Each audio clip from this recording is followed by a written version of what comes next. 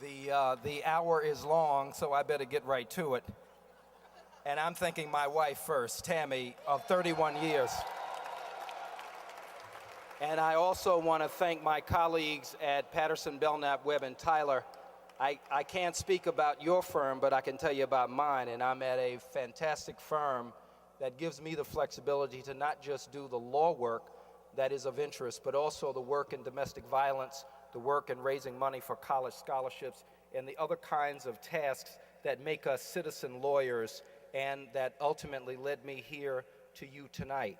Thank you to the Metropolitan Black Bar Association for your very generous spirit, and if there is a word that would dominate my thinking tonight, it is generosity. I hope that the words of Judge Loyer were not lost on you, because it's a very sobering message. It tells us that while we have come a long way and there has been plenty done, there is still a lot to do. We do not have the luxury, the privilege, or even the right to stand in isolation with our own problems solved, whether we're in a law firm, whether we're in a corporation, whether we're on the bench. There are people in our midst and people outside of our midst who need our assistance, our guidance, our counsel. I would argue this: everyone in this room is successful for a couple of reasons, but not the least of which is that someone took an interest in our careers. Someone picked us up when we didn't think much of ourselves. And when we made errors, they told us it would be all right. These are the kinds of messages we have to give to one another, and those of us who are in a position to help must do so. We do not have the luxury to live in isolation. You know, this year we lost a legal giant, and I'm talking about the Honorable Robert L. Carter.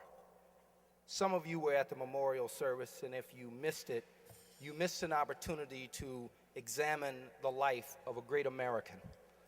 An American whose work led us to this room tonight. An American, more importantly, whose creativity could have been kept to himself. It would have been the easiest thing in the world to simply be a great lawyer, earn money, ride off into the sunset of the suburbs, participate in country club activities, vacation in great, fantastic places, and ignore the rest of us. But that is not the path he chose. The path he chose was to break down the barriers so that everyone, and I do mean everyone in this country, would have an opportunity to go as far as talent would take them. That means black men, white men. That also means Latino men, Asian women, Latino women.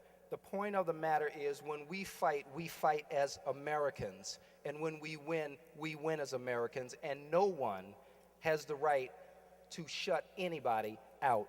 He dedicated his life to that. He did not live in isolation. And we don't have the choice to do it either. What I would urge upon you is rededicate yourselves tonight to the important task of collective work and responsibility. What I also tell you is, you may not get invited to the right meeting. You may not get taken out to the right lunch or right dinner. You may be excluded, and you may also not be treated so well all the time. But I say, so what? I think about those brave lawyers who came into the South, and I am from Tuskegee, and they came there to Alabama to fight. And they knew they were going to lose in a trial court. They were fighting for a brighter tomorrow. They knew that the fight would be taken up in an appellate court one day, and they had great confidence that they would win. What I'm telling you is this: the race is never to the swift. It's to those who endure, and we must endure. Thank you.